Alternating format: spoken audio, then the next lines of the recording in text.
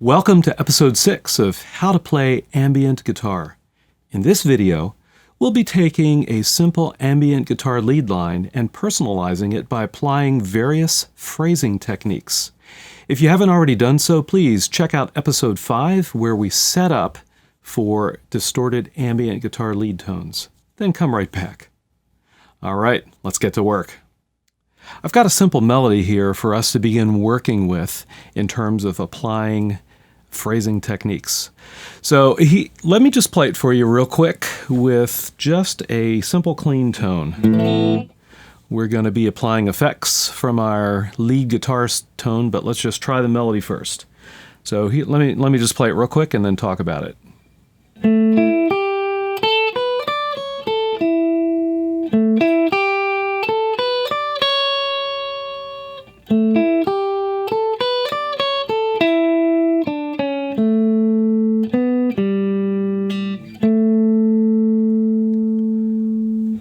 Okay, the melody is based around A, so it's in the key of A, and we're going to be starting this melody on the 7th fret of the D string, which is the A. We're going to go up a 5th, which would be the G string on the 9th fret.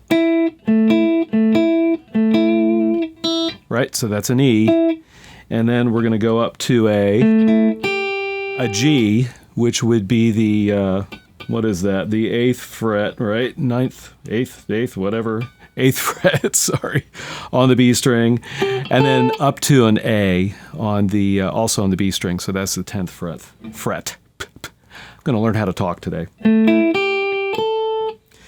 And then we're going to play on the E string, the 7th fret. So B and a D, 10th fret, and a C sharp. Okay, so that's the basic melody. I won't go through the rest. You can figure it out. It's pretty simple. If you don't like that, pick your own melody. Just something nice and simple like that. All right, well, I'm going to go ahead and set up with the distorted ambient guitar tone. And I'm going to add some delay in. Here's my overall tone. And with the volume pedal.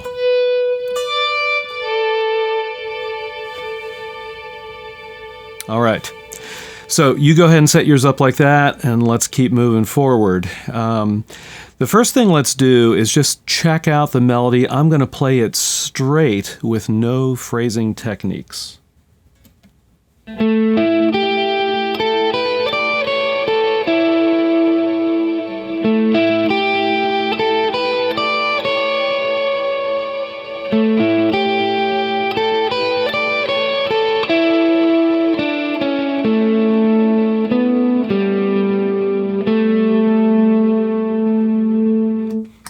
And, you know, that doesn't sound bad, but it is really plain Jane, isn't it? I mean, there's not much emotion or feeling to it. So let's talk about tone first. I've got my guitar wide open. On the last episode, I talked about rolling off the tone control to mellow out the sound. So let me go ahead and do that, and let's see what we get. I'm actually going to roll it all the way down to 0. Here we go.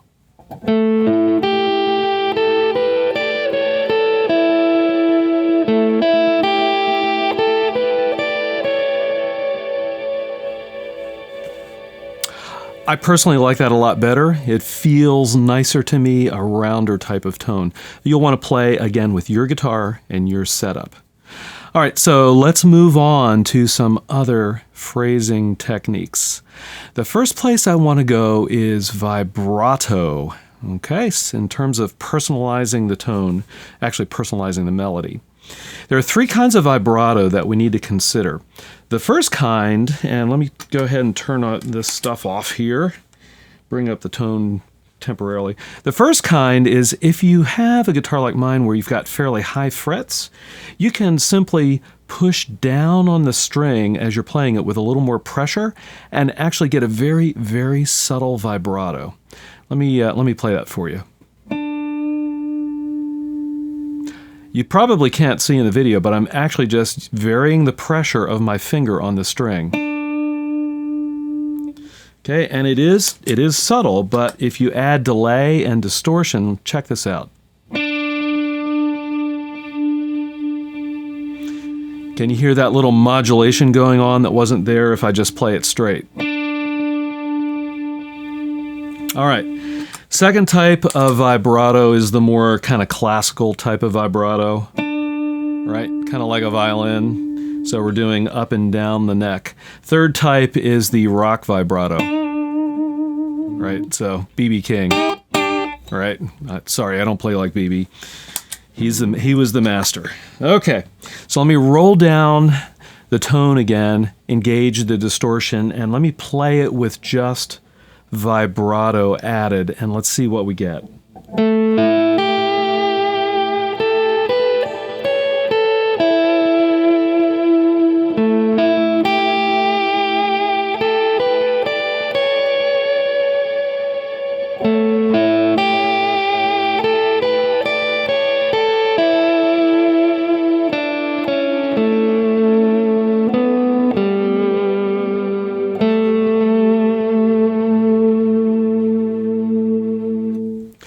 All of a sudden, the melody begins to come alive. It's got a little more variation. It's a little more unpredictable because of the vibrato. I really like that. If you don't play with vibrato a lot, I would encourage you to really kind of practice with it and see what you can do with it. All right. The next phrasing technique I'd like to talk about actually involves a pick. So a couple things about picks. One is I see a lot of guys and gals using very thin picks. And while that might sound good for an acoustic strumming kind of song, on electric guitar for playing lead, in my view, it's not as helpful. So I would encourage you to get, if you're not playing with a thicker guitar pick, get one that's at least 1 millimeter, and maybe like mine, this is a 1.4 millimeter, it's actually a bluegrass style pick that I really like. And I also notice a lot of people playing, holding the pick, so a lot of it shows up, actually a lot of it hangs down, let me hold it this way, below your fingers. And, you know, that's okay. But it doesn't give you as much control over the tone. So I would also encourage you to kind of choke up on the pick so very little of it shows, let me get camera right here, shows beneath your fingers. Okay, let me play that again. Okay, once you get used to it, you'll find that you've got a lot more control over the pick. And then that will allow you to do a lot of things in terms of varying the tone just by changing the angle of the pick. So let me show you what I mean here. This is just a clean tone. Bring up the tone here. Now, if I change the angle of the pick a little bit, I'm going to exaggerate.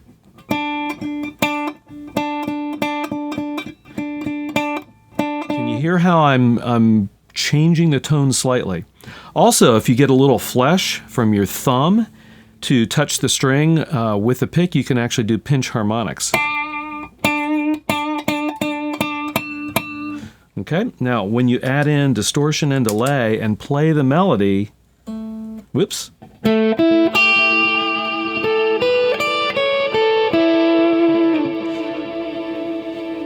Okay, that was way exaggerated. Let me play that again. I'm going to turn the tone control down too.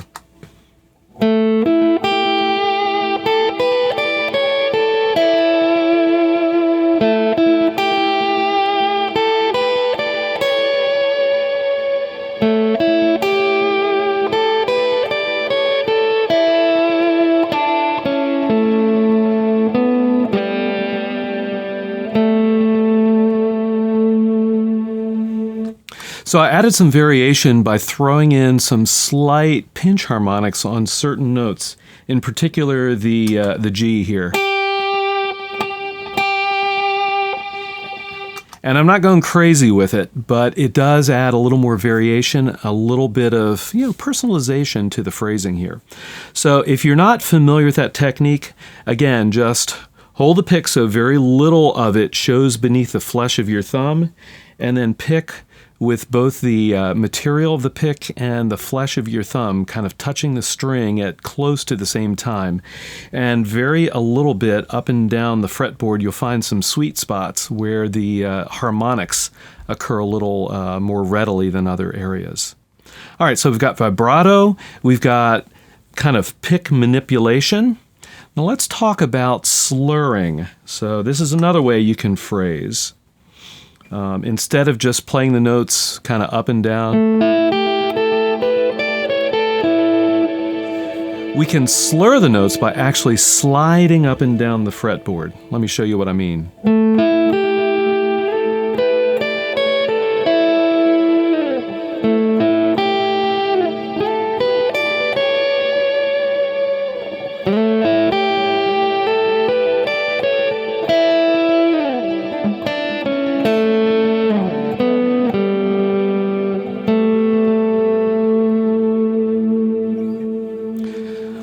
All right, so you can emphasize certain parts of the phrase, emphasize certain notes by slurring a little bit, just by sliding up and down. Now, I give you a hint to where I'm going to next, and that is hammer-ons and pull-offs. I actually did one inadvertently there. But this is another way to really kind of personalize the phrasing of your melody line. Let me show you what I mean. Okay, so that's a hammer-on, right? We can also do pull-offs. Whoop.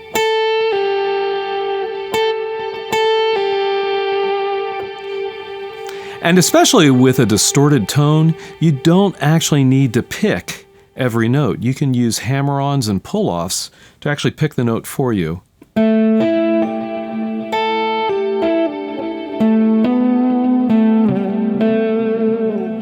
So, using the pick and the hammer-on and the pull-offs, you can get something like this. Whoop.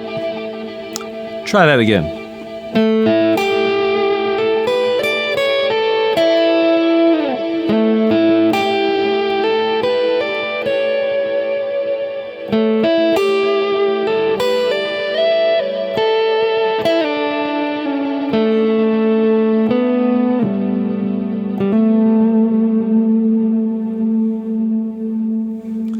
Pretty cool, huh? There's a lot you can do with that.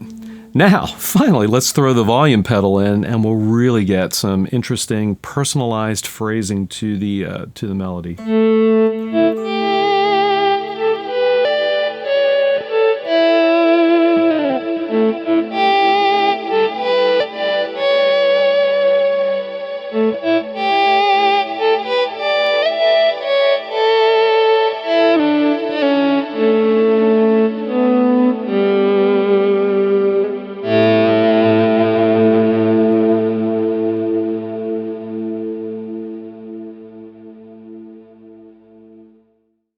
There you have it, a set of phrasing techniques that you can use to personalize your ambient guitar lead melodies.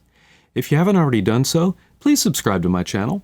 I've got ambient guitar-related content coming online every week. And as always, I'll see all of you on the next video.